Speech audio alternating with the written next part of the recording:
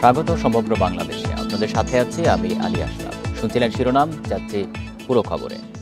মুন্সিগঞ্জে ঢাকা মাওয়া এক্সপ্রেসওয়েতে আজও সড়ক দুর্ঘটনা হয়েছে। ধলেশ্বরী টোল প্লাজা এলাকায় বাসের ধাক্কায় প্রাইভেট কার ও মোটরসাইকেলের 5 আরোহী নিহত হয়েছেন। আহত হয়েছেন অনেকে। নিহতদের মধ্যে একই পরিবারের 4 জন। সকাল 11:30টার দিকে এই দুর্ঘটনা ঘটে। পুলিশ জানিয়েছে, টোল প্লাজার সামনে দাঁড়িয়ে থাকা একটি প্রাইভেট কারকে পেছন দিক থেকে ধাক্কা দেয় একটি বাস। এই কারণে সামনে থাকা আরেকটি মোটরসাইকেলেও ধাক্কা লাগে। এতে ঘটনাস্থলে নিহত হন 2 জন। পরে পুলিশ ও সেনা সদস্যরা উদ্ধার কাজ শুরু করে। আহতদের উদ্ধার করে হাসপাতালে নেওয়ার পথে মারা যান আরও 3 জন। দুর্ঘটনায় আহতরা বিভিন্ন হাসপাতালে চিকিৎসাধীন রয়েছেন।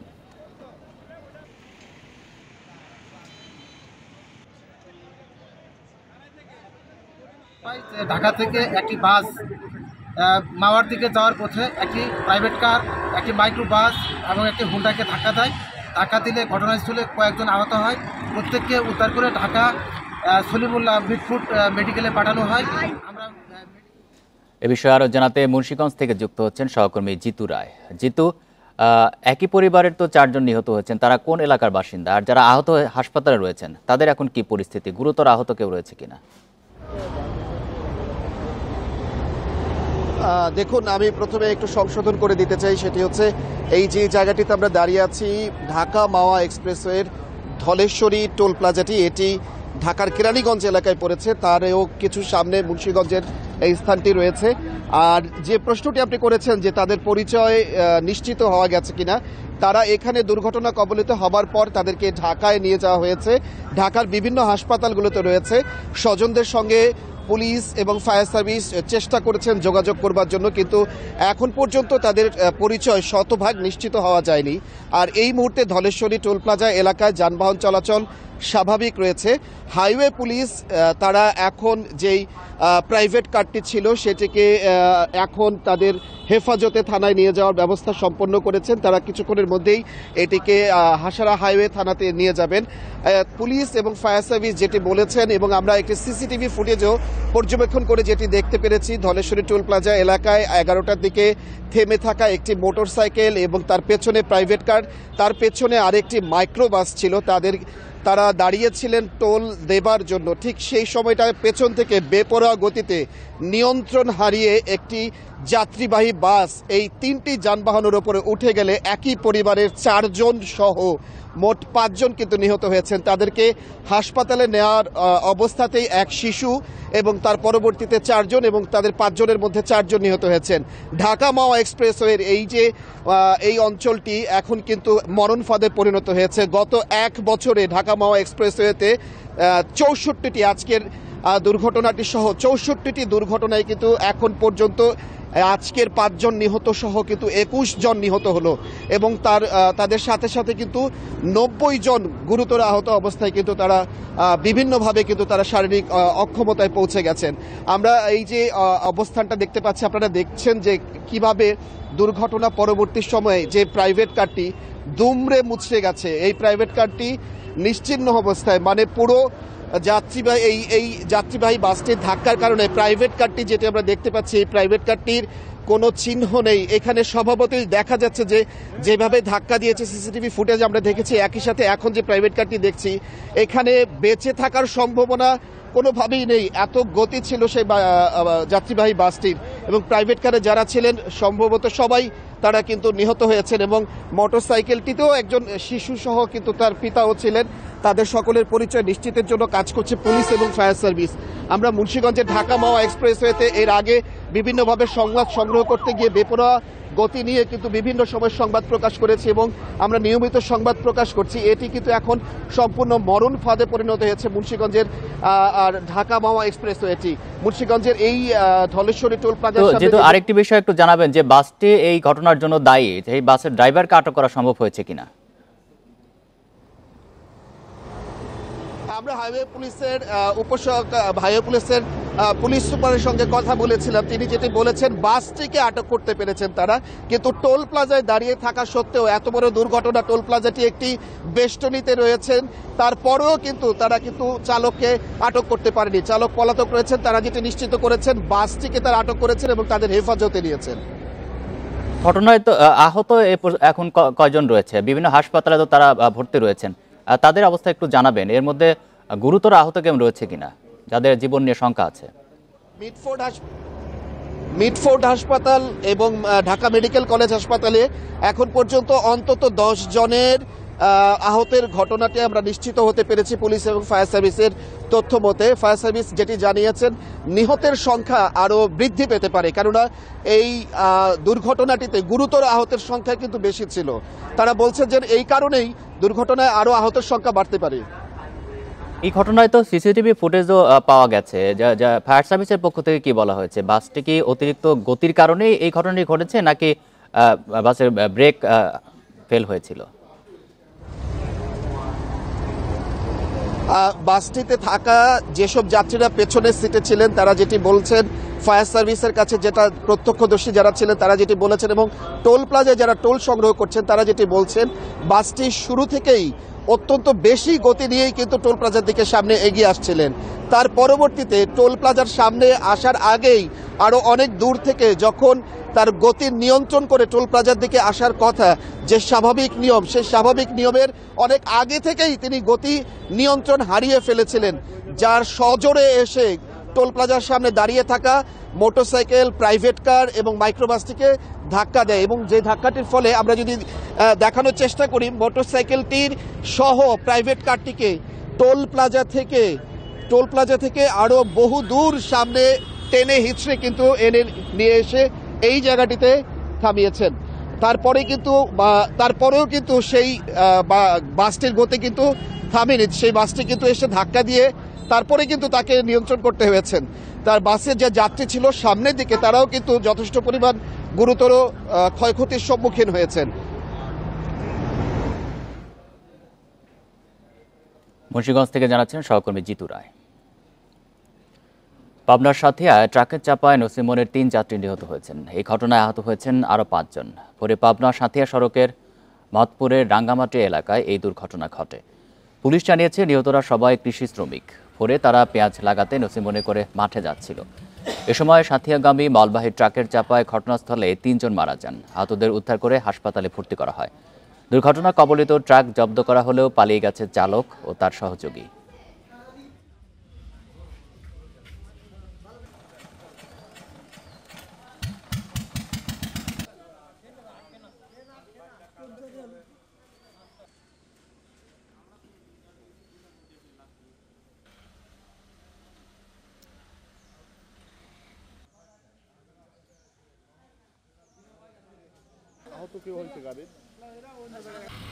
মাদারীপুরে কালকিনিতে আধিপত্য বিস্তার নিয়ে সংঘর্ষে ইউপি সদস্য ও তার ছেলেসহ 3 জন নিহত হয়েছেন। আহত অন্তত 5 জন। পরিস্থিতি নিয়ন্ত্রণ ও নতুন করে সংঘর্ষ এড়াতে পুলিশ, র্যাব ও সেনাবাহিনী মোতায়েন রয়েছে। এলাকার আধিপত্য নিয়ে বাঁশগাড়ি ইউনিয়নের ইউপি চেয়ারম্যান মোস্তাফিজুর রহমান সুমন এবং 8 নম্বর ওয়ার্ডের সদস্য আক্তার শিকদারের সঙ্গে দীর্ঘদিন ধরে বিরোধ চলছিল। এর জেরে বেশ কয়েকবার সংঘর্ষ ও হতাহতের ঘটনা ঘটে। মামলার কারণে দীর্ঘদিন এলাকার বাইরে থাকলেও বৃহস্পতিবার রাতে আক্তার শিকদার ও তার ছেলে মারুফ শিকদার এলাকায় ফিরে আসেন। এ সময় হাতবোমার বিস্ফোরণ ঘটানো হয়। পরে ইউপি চেয়ারম্যান মোস্তাফিজুর রহমানের লোকজন মাইকে ঘোষণা দিলে 2 পক্ষের লোকজন জড়ো হয়ে রাতভর সংঘর্ষে জড়ান। ঘটনাস্থলেই মারা যান ইউপি সদস্য আক্তার শিকদার। আহতদের হাসপাতালে নেওয়া হলে মারা যান তার ছেলে ও সমর্থক সিরাজুল ইসলাম। বাড়ি আগুন দিয়া পুড়িয়ে হালাইছে, আগে মালামাল লুট করে নিয়ে গেছে, ঘর বাড়ি ভাঙে নিয়ে গেছে, দৌড়াইয়া কোপায়া মারিয়া লাইছে। দাও আনছে, বোম আনছে, অর্থ আনছে সুমন চেয়ারম্যানের লোকেরা। খাসিরহাটে 2 গ্রুপের সংঘর্ষের ঘটনায় আক্তার মেম্বার এবং তার ছেলে মারা গিয়েছেন। এই সংবাদ পেয়ে আমরা আইনশৃঙ্খলা বাহিনী সহ উপজেলা প্রশাসন আমরা উপস্থিত হয়েছি এবং আমরা ঘটনাস্থল পরিদর্শন করেছি। এলাকার পরিস্থিতি নিয়ন্ত্রণে পুলিশ, র্যাবের পাশাপাশি সেনাবাহিনী মোতায়েন রয়েছে। পরিস্থিতি মোকাবেলার জন্য আমাদের অতিরিক্ত পুলিশ মোতায়েন রয়েছে, আমাদের র্যাব আছে আমাদের এখানে, এবং সেনাবাহিনীর 4টি টহল পার্টি মোতায়েন রয়েছে এলাকায়। তো এই ঘটনার সাথে যারা সংশ্লিষ্ট, আমরা খুব দ্রুততার সাথে তাদেরকে আইনের আওতায় আনার জন্য সর্বোচ্চ চেষ্টা করব। সংঘর্ষ ও হতাহতের ঘটনায় জড়িতদের ধরতে অভিযানে নেমেছে আইনশৃঙ্খলা বাহিনী। Independent news. এ নিয়ে আরও জানাতে মাদারীপুর থেকে যুক্ত হচ্ছেন সহকর্মী রিপন চন্দ্র মল্লিক। রিপন, সংঘর্ষের ঘটনার পর এই মুহূর্তে এলাকার পরিস্থিতি জানাবেন। পুলিশের পক্ষ থেকে কি ধরনের ব্যবস্থা নেওয়া হয়েছে, কাউকে গ্রেপ্তার করতে পেরেছে কিনা, মামলা কি হয়েছে কোনো?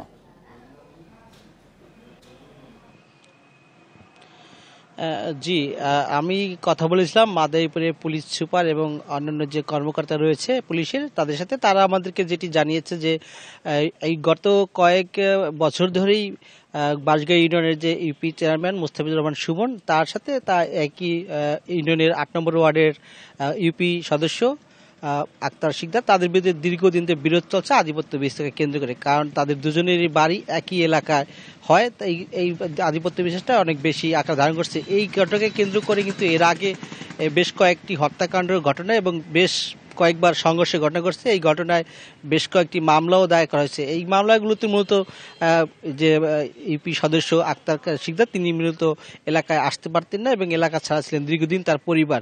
তো গত বৃহস্পতিবার মুস্তাফিজুর রহমান সুমন চেয়ারম্যানের লোকজন সমর্থকরা এই যে ইউপি সদস্য আক্তার শিকদার তার বাড়িতে আগুন দেয়, আগুন দিয়ে বাড়ির ঘর পুড়িয়ে ফেলে। এই পুড়িয়ে ফেলার পরে মূলত সে ওই ইউপি সদস্য আক্তার শিকদার এবং তার ছেলে মারুফ শিকদার দুজনে তাদের বাড়িতে আসে। বাড়িতে আসার সময় তারা কিছু বোমাবাজি হয় এবং বোমা বিস্ফোরণ ঘটানোর পরে সুমন চেয়ারম্যানের লোকজন মূলত মসজিদের সেই মাইকিং করে তাদের লোকজন জড়ো করে মূলত এরপর একটি সংঘর্ষ বাধে গতকাল রাতেই। এইটি আসলে ধারাবাহিকভাবে চলার পরে একের ভোর রাতে, আজ শুক্রবার ভোরের দিকে পুলিশের দেওয়া তথ্য এবং অন্যান্য স্থানীয়দের সাথে কথা বলে জানতে পেরেছি, ভোর 6:30টার দিকে ওরা সুমন চেয়ারম্যানের লোকজন ধাওয়া করলে পালিয়ে যাওয়ার উদ্দেশ্যে বের হয়ে যায় মারুফ শিকদার এবং তার বাবা আক্তার শিকদার, এবং তাদের সাথে ছিল আরও কয়েকজন। তাদেরকে ধাওয়া করে খাসিয়াহাট যে ব্রিজটি রয়েছে বাঁশগাঁ ইউনিয়নের, সেখানে ব্রিজের পাশেই কিন্তু খাসিয়াহাট পুলিশ ফাঁড়ি, এই পুলিশ ফাঁড়ি খুব কাছাকাছি এলাকায় তাদেরকে নির্মমভাবে কুপিয়ে আসলে মূলত হত্যা করে ফেলে রেখে চলে যায়। এরকমই একটি বিষয় আমরা টোটালি সারাদিন পর্যবেক্ষণ এবং স্থানীয় লোকজনদের কথা বলে এটি আমরা জানতে পেরেছি। এরপরে ঘটনাস্থলে মারা যায় দুজন এবং আরেকজন মারা যায় ঢাকায় নেওয়ার পথে, এরকম একটা পরিবেশ। তো এই ঘটনার পরপরই কিন্তু আমরা দেখতে পেয়েছি যে পুলিশ প্রশাসন, র্যাব এবং সেনাবাহিনী ওই এলাকায় নিয়োজিত রয়েছে এবং বারবার তারা বিভিন্ন এলাকায় ড্রাইভ করছে, অভিযান পরিচালনা করছেন, যাতে আগামীতে যেন কোনো ধরনের অপ্রীতিকর ঘটনা, সংঘর্ষ দুই গ্রুপের ভিতরে দ্বিতীয়বার না বাধে, এই বিষয়টিকে মাথায় রেখে তারা মূলত সেনাবাহিনী মোতায়েন করেছে এবং পুলিশ বিজিবি তো নয়, র্যাব এবং ডিবি পুলিশের একটি টিমকে আমরা দেখেছি বিকেলবেলা বিভিন্ন স্থানে অভিযান পরিচালনা করতে। সব মিলিয়ে আমরা এখনো পর্যন্ত আসলে পুলিশের দেওয়া যে তথ্য, সেই তথ্যে এখনো পর্যন্ত কাউকে গ্রেপ্তার করতে পারেনি পুলিশ। তারা অভিযান চালাচ্ছে এবং পরিবারের পক্ষ থেকে আমরা যেটি কথা বলেছি, পরিবারের যে নিহত ইউপি সদস্য আক্তার শিকদার তার বাবার সাথে কথা বলেছি আমরা, তারা আসলে এখনো পর্যন্ত মামলা দায়ের করেনি। তিনি আসলে বয়সে প্রবীণ এবং বাড়িতে অন্যান্য সদস্য এখনো অনুপস্থিত রয়েছে, ফলে মামলাটি হয়তো লিখিত দায়ের করতে সন্ধ্যা হয়ে যেতে পারে অথবা রাতেও হতে পারে বলে এমনটি আমাদেরকে জানিয়েছে। তো সার্বিকভাবে এখন এলাকার পরিস্থিতি থমথমে, এখানকার রাস্তাঘাটে লোকজন কম, দোকানপাটও প্রায় বন্ধ। রিপন চন্দ্র মল্লিক, আপনাকে ধন্যবাদ। মাদারীপুর থেকে জানাচ্ছিলেন সহকর্মী রিপন চন্দ্র মল্লিক। পাহাড়ে বসবাসরত সবার নিরাপত্তা অধিকার রক্ষায় সরকার কাজ করে যাচ্ছে বলে জানিয়েছেন পার্বত্য চট্টগ্রাম বিষয়ক উপদেষ্টা সুপ্রদীপ চাকমা। সকালে বান্দরবানের লামায় ত্রিপুরা পাড়ায় অগ্নিকাণ্ডের ঘটনাস্থল পরিদর্শনে গিয়ে তিনি একথা জানান। বলেন, ক্ষতিগ্রস্তদের জন্য মন্ত্রণালয়, জেলা পরিষদ ও স্থানীয় প্রশাসনের পক্ষ থেকে কম্বল, চাল ও ঠেউটিন দেওয়া হয়েছে। এছাড়া জেলা পরিষদের উদ্যোগে ঘর নির্মাণ ও পানি সরবরাহ করার ব্যবস্থার নির্দেশ দেওয়া হয়েছে। এ সময় প্রশাসনের ঊর্ধ্বতন কর্মকর্তারা উপস্থিত ছিলেন।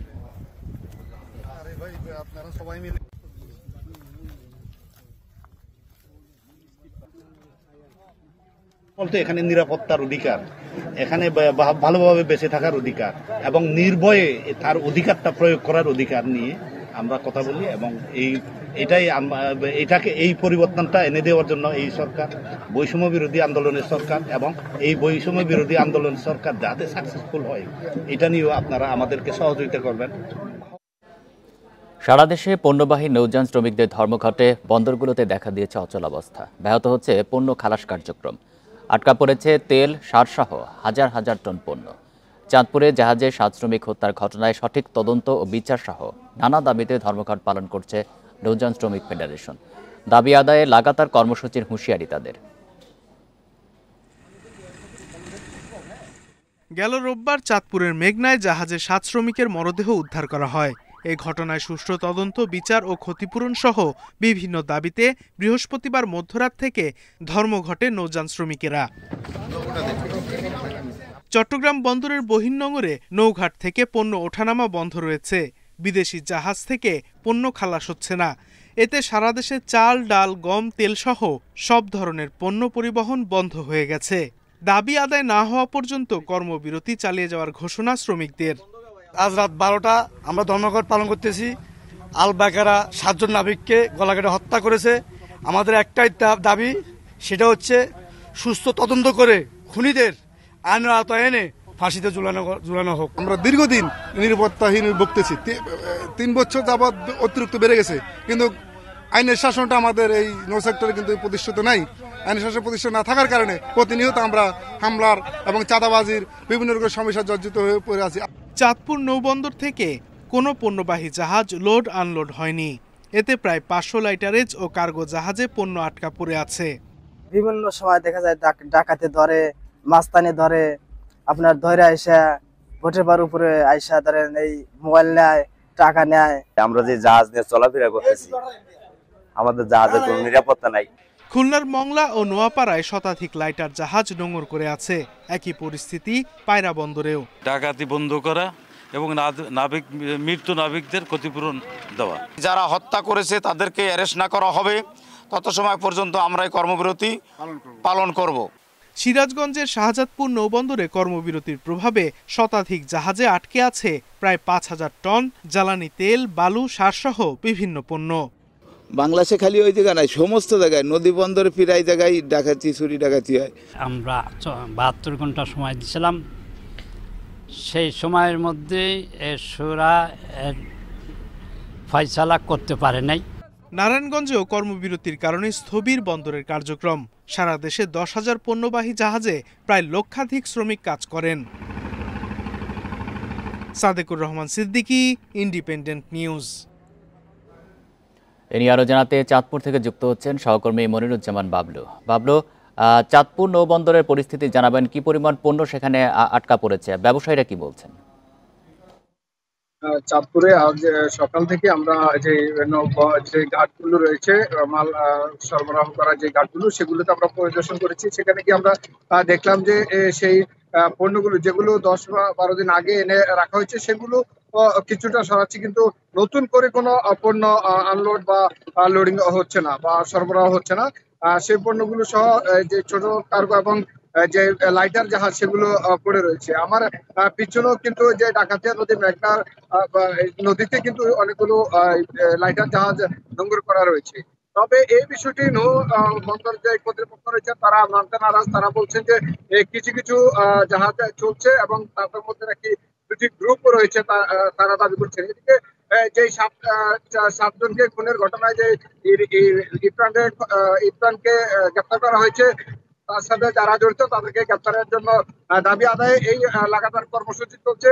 আমি কথা বলেছিলাম জেলা প্রশাসক মহসিন উদ্দিনের সাথে। তিনি বলছেন যে এই যে কর্পোরেশন তাদের সাথে যোগাযোগ করা হয়েছে দুপুরে, এবং তাদের এই যে 7টি পরিবারকে ক্ষতিপূরণ দেওয়ার জন্য একটা প্রক্রিয়া চলছে বলে তিনি আমাকে আশ্বস্ত করেছেন। তিনি কিছুক্ষণ আগে এই চাঁদপুর লঞ্চ ঘাটে এসে এই যে পণ্যবাহী যে শিপগুলো রয়েছে, লাইটার জাহাজ এবং কার্গো জাহাজ, এগুলো পরিদর্শন করছেন, দেখেছেন এবং কথা বলেছেন শ্রমিকদের সাথে। তিনি আশ্বস্ত করছেন যে খুব শীঘ্রই আমরা একটি খবর জানতে পারবো যে এই যারা শ্রমিকদের যে দাবি, সেই দাবির যে ক্ষতিপূরণ, যারা নিহত হচ্ছে তাই পরিবারকে ক্ষতিপূরণের একটি আশ্বস্ত দিয়েছেন তিনি। আমরা দেখে আসছি যে চাঁদপুরে প্রায় 400 থেকে 500 ছোট বড় কার্গো বিভিন্ন জায়গায় রয়েছে। আমি বলছি যে চাঁদপুরে 20টি ঘাট রয়েছে। এই ঘাটগুলোতে পণ্য উঠানামা করা হয়। এই পণ্যগুলোর সরবরাহ কার্যক্রম কিছুটা স্থবির হয়ে রয়েছে। সকলের একটি কথা যে নৌপথে যে চাঁদাবাজি এবং ডাকাতি এবং এই অনাকাঙ্ক্ষিত ঘটনাগুলো নিরসনের জন্য প্রশাসনের জোরালো দাবি করেছেন। আমরা প্রতিবেদনে যেমনটি দেখেছিলাম, তাদের যে ডাকাতির ঘটনাগুলোর জন্য গত 3 বছর ধরে তারা এই নৌপথে বেশি বেড়েছে এই ডাকাতির ঘটনা। গতকালও চাঁদপুরের পদ্মা মেঘনার অঞ্চলে একটি ছোটখাটো যে ছিনতাইয়ের ঘটনা ঘটেছে বলে জানিয়েছেন পণ্যবাহী যে শ্রমিকরা রয়েছে, তারা জানিয়েছেন। চাঁদপুরের আমার কাছে এই ছিল সর্বশেষ। চাঁদপুর থেকে জানাচ্ছেন সহকর্মী মনিরুজ্জামান বাবলু। সপ্তাহের ব্যবধানে কেজিতে ৩০ টাকা পর্যন্ত বেড়েছে মুরগির দাম। বিক্রেতাদের দাবি, চাহিদা অনুযায়ী সরবরাহ না পাওয়ায় দাম বেড়েছে। তবে সরবরাহ বেশি থাকায় কমেছে সবজির দাম। চট্টগ্রামে কেজিতে ২০ টাকা বেড়ে দেশি মুরগি বিক্রি হচ্ছে ৬০০ টাকায়, ৪০ টাকা বেড়ে সোনালী মুরগির দাম ৩৬০ টাকা এবং ২০ টাকা বেড়ে ব্রয়লার মুরগি বিক্রি হচ্ছে ২১০ টাকায়। বরিশালে গত সপ্তাহে ১৭০ টাকা কেজির ব্রয়লার মুরগি এ সপ্তাহে বিক্রি হচ্ছে ১৯৫ থেকে ২০০ টাকায়। ৩০০ টাকার সোনালী ৩২০ টাকা কেজিতে বিক্রি হচ্ছে। তবে কমেছে সবজি, আলু ও পেঁয়াজের দাম। সরবরাহ বেশি থাকায় রাজশাহী ও খুলনার বাজারে কেজিতে ১০ থেকে ৩০ টাকা পর্যন্ত কমেছে সবজির দাম। সিলেটের বাজারেও গত সপ্তাহের চেয়ে কেজিতে ৫ থেকে ১০ টাকা কমে পাওয়া যাচ্ছে সব ধরনের সবজি। কমেছে আদা, রসুন ও পেঁয়াজের দামও। কিছুদিন আগেও হয়তো ১৩০-৪০-এর মধ্যে ছিল, আজকে পেঁয়াজ ৫০ টাকার মধ্যে পাচ্ছি। দাম বাড়ার কারণ বর্তমান মার্কেটে সোনালীর অনেক চাহিদা বেশি, বিভিন্ন ধরনের অনুষ্ঠান, পিকনিক, পার্টি এইরকম। বাজারের পরিস্থিতি এই কমে এইবারে, এর কারণ হচ্ছে মনিটরিং নাই। আমন মৌসুমে নতুন দাম নির্ধারণ করা হলেও লোকসানের ভয়ে সরকারি গুদামে ধান চাল দিতে অনীহা ব্যবসায়ী ও কৃষকদের। অভিযোগ আছে, গুদামে ধান দিতে বাড়তি খরচের পাশাপাশি পোহাতে হয় নানা রকম ভোগান্তি। এছাড়া সার, কীটনাশক সহ ধান চাষের সব উপকরণের দাম বৃদ্ধিতেও চরম ক্ষোভ রয়েছে তাদের। তাই সরকারের ধান চাল সংগ্রহের লক্ষ্যমাত্রা অর্জন নিয়ে রয়েছে শঙ্কা। চলতি মৌসুমে আমনের ভালো আবাদ হয়েছে কুষ্টিয়ায়। ধান কাটা এবং মাড়াইয়ের কাজও এখন শেষের দিকে। এবার ২ টাকা বাড়িয়ে ৩৩ টাকা কেজি দরে ধান এবং ৪৭ টাকার চাল কেনার সিদ্ধান্ত নিয়েছে সরকার। তবে সরকার নির্ধারিত ধানের দাম নিয়ে সন্তুষ্ট নন কৃষকরা। বলছেন, খোলা বাজারেই এখন প্রতিমণ ধান বিক্রি হচ্ছে ১৪০০ টাকার চেয়ে বেশি দরে। সেখানে সরকার ১৩২০ টাকা ধানের দর নির্ধারণে চাষিদের স্বার্থ রক্ষা হয়নি। আর সরকার নির্ধারিত দামে গুদামে চাল দিলে কেজিতে ৪ থেকে ৫ টাকা লোকসান গুনতে হবে তাদের। বাজার যাচ্ছে ১৪০০ করে ওরা কিনছে, এখন কৃষকরা হয়তো ২০৫০ টাকা আপ ডাউন এদিক তো থাকবে। বাজার না হলে পরে তো গৃহস্থ ছাড়বে না। এগুলোর দাম বেশি, এগুলো সার ২০ টাকা ২২ টাকা কেজি ছিল, এখন হচ্ছে আপনার ৪০ টাকা কেজি। ফসফেটের দাম বেশি, সরকার ধানের রেট দিচ্ছে, সে তার চেয়ে তো আমাদের খরচ অনেক বেশি। এখানে যদি ২ টাকা ডিস্টেন্স হইতো, অর্থাৎ আমাদের চালের মূল্য যদি ৫০ টাকা করা হতো, তাহলে মিল মালিকরা পার কেজিতে ২ টাকা লসে তারা চাল দিত। কিন্তু বাজারের ব্যবস্থাপনা এখনো ধানের দাম বেশি। খাদ্য বিভাগ জানিয়েছে, চালকল মালিকরা খাদ্য বিভাগের কাছে চাল বিক্রিতে কিছুটা অনীহা জানালেও অনেক মিল মালিক চাল দেয়া শুরু করেছেন। দামের কারণে তারা আগ্রহ প্রকাশ করেনি ওইভাবে, এটা সঠিক, কিন্তু তারা চাল দিচ্ছেন। আগ্রহ কম, গতি একটু প্রথম দিকে কম থাকলো, এখন মোটামুটি তারা সবাই চাল দেওয়ার জন্য প্রস্তুতি গ্রহণ করেছেন। ১৭ নভেম্বর শুরু হওয়া খাদ্য সংগ্রহ অভিযান চলবে ২৮ ফেব্রুয়ারি পর্যন্ত। Independent news. গোপালগঞ্জ সদরে মানিকহাট এলাকায় মধুমতি নদীতে ভাঙন দেখা দিয়েছে। কয়েকদিনে ভাঙনে বিলীন হয়েছে কৃষি জমি সহ ঘরবাড়ি। ভাঙন অব্যাহত থাকায় ঝুঁকিতে মসজিদ, শ্মশান ঘাট সহ নানা স্থাপনা। দুশ্চিন্তায় নদী পাড়ের মানুষ। স্থানীয়রা জানায়, প্রতি বছর নদীতে পানি বাড়া ও কমে যাওয়ার সময় ভাঙন দেখা দেয়। এজন্য টেকসই বেড়িবাঁধ নির্মাণের দাবি তাদের। এরই মধ্যে ভাঙন এলাকা পরিদর্শন করেছে পানি উন্নয়ন বোর্ডের কর্মকর্তারা। বরাদ্দ পেলেই নতুন প্রকল্পের কাজ শুরু হবে বলে জানায় পানি উন্নয়ন বোর্ড।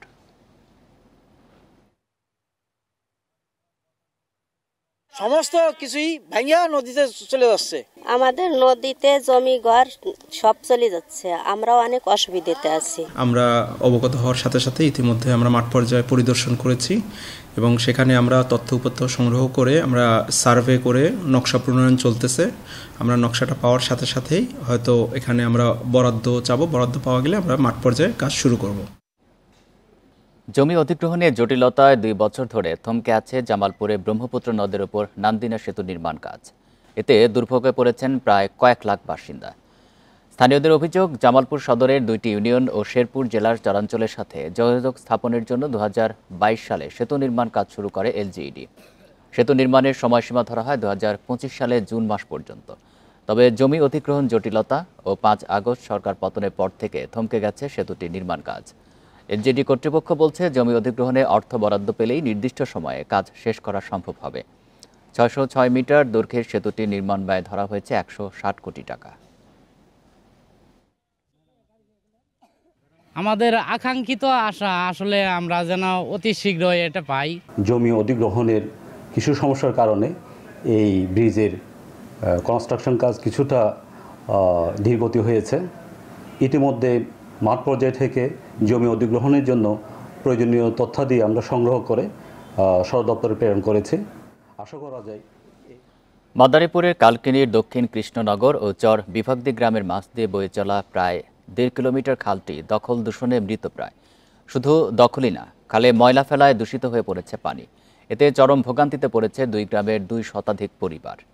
80-র দশকেও এই খাল দিয়ে নিয়মিত চলত কৃষিপণ্য নিয়ে ছোট বড় ট্রলার, কিন্তু গত কয়েক বছর ধরে দখলের কারণে খালটি সরু হয়ে যাওয়ায় এখন মালবাহী ডিঙ্গি নৌকাও ঢুকতে পারে না। কাঁচা বাজার, কসাইখানার বর্জ্য, খড়কুটার স্তূপ সহ নানা ধরনের বর্জ্য ফেলা হচ্ছে এই খালে। খালের 2 পার ঘেঁষে ফেলা হচ্ছে শহরের বিভিন্ন ময়লা। ঐতিহ্যবাহী এই খালটিকে বাঁচাতে প্রশাসনকে এগিয়ে আসার দাবি জানিয়েছেন স্থানীয়রা। খালটি দখলমুক্ত করে নাব্যতা ফিরিয়ে আনতে দ্রুতই পদক্ষেপ গ্রহণ করা হবে বলে জানিয়েছেন কালকিনি উপজেলা প্রশাসন।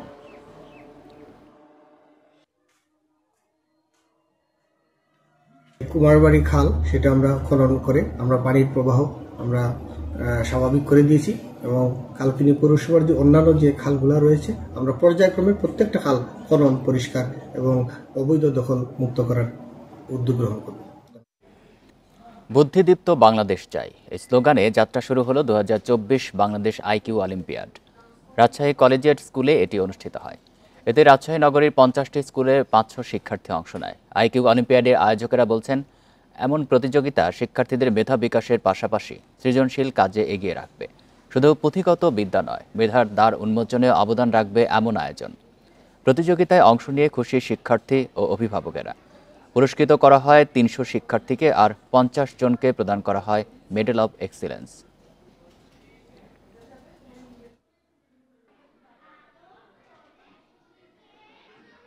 খুবই ভালো লেগেছে এবং এখানকার গেম খেলেও খুবই মজা লেগেছে। আমার ফ্রেন্ডের সাথে দেখা করেছি, এর জন্য আমার অনেক ভালো লেগেছে। আর এই যে এখানে যতগুলো প্রশ্ন ছিল সব আমাদের ছোটকালের, এগুলো আমরা অনেক সহজে জিতব।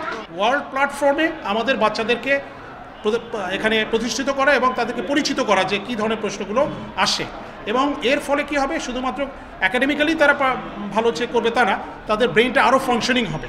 আমাদের কিন্তু ব্রেইনটা জামালপুরে ইসলামপুরে ডাকাত সন্দেহে গণপিটুনিতে শিহাব আলী নামে একজন নিহত হয়েছেন, আহত হয়েছে একজন। ঘটনাস্থল থেকে অস্ত্র ও গুলি উদ্ধার করা হয়। বৃহস্পতিবার রাতে উপজেলার কুলকান্দি ইউনিয়নের জিগাতলা গ্রামে এই ঘটনা ঘটে। পুলিশ জানায়, দীর্ঘদিন ধরে ইসমাইল ডাকাতের একটি দল ডাকাতি করে আসছিল। বৃহস্পতিবার রাতে ডাকাতির প্রস্তুতির সময় অভিযান চালিয়ে ডাকাত মোহাম্মদ ইসমাইল ও সুরমান আলীকে গ্রেপ্তার করে পুলিশ। এ সময় উত্তেজিত জনতার হামলায় আহত হয় মোহাম্মদ ইসমাইল এবং স্থানীয় শিহাব আলী নামে একজন।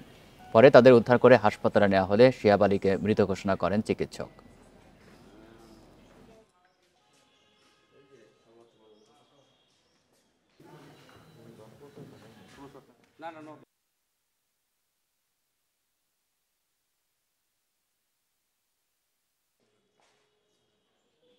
যে স্থানীয় জনতা ছিল তাদের দিকে যে ইসমাইল ডাকাত তার অস্ত্র তাক করে গুলি করতে ভয়ভীতি দেখানো অবস্থায় আমরাও তাদের সহায়তা নিয়ে সক্রিয় 1 শুটার গান এবং 8 রাউন্ড গুলি সহ তাকে আমরা আটক করি এবং তার সাথে ফেনীর ফলেশ্বর এলাকা থেকে মাসুদা বেগম নামে এক নারীর মরদেহ উদ্ধার করেছে পুলিশ।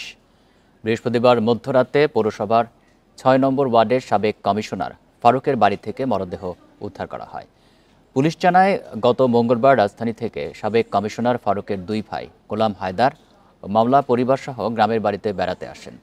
এ সময় ঘরের কাজ করার জন্য তারা মাসুদা বেগমকে ডেকে নিয়ে আসেন। বৃহস্পতিবার রাতে বাড়ির কাজের জন্য মাসুদা 2য় তলায় গেলে চিৎকার শুনতে পান বাড়ির সদস্যরা। পরে ঘরের দরজা বন্ধ পেয়ে পুলিশকে খবর দেওয়া হয়। ঘটনাস্থলে গিয়ে ঘরের দরজা ভেঙে মরদেহ উদ্ধার করে পুলিশ। এই ঘটনায় পুলিশ জড়িতদের গ্রেপ্তারে অভিযান শুরু করেছে।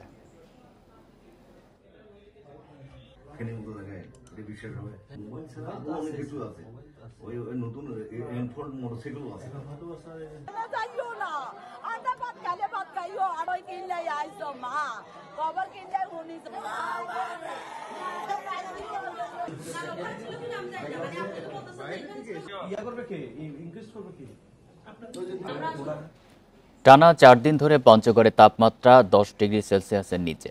বইছে মৃদু শৈত্যপ্রবাহ। শুক্রবার সকাল 9টায় পঞ্চগড়ে সর্বনিম্ন তাপমাত্রা রেকর্ড করা হয় 9.5 ডিগ্রি সেলসিয়াস। প্রতিদিন বিকেলের পর থেকে পরদিন সকাল পর্যন্ত হালকা কুয়াশার সাথে উত্তরের হিমেল বাতাসে হাড় কাঁপানো শীত অনুভূত হয়। এতে সকালে কাজে বের হওয়া দিনমজুর, কৃষি শ্রমিক সহ খেটে খাওয়া মানুষের দুর্ভোগ বেড়েছে।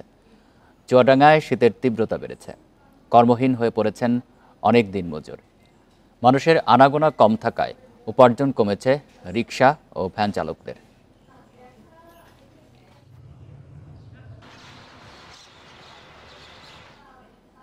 এই ছিল সমগ্র বাংলাদেশে ইন্ডিপেন্ডেন্ট টেলিভিশনের সব খবরের আরো বিস্তারিত জানতে চোখ রাখুন ফেসবুক, এক্স এবং ইউটিউবে। ধন্যবাদ সবাইকে।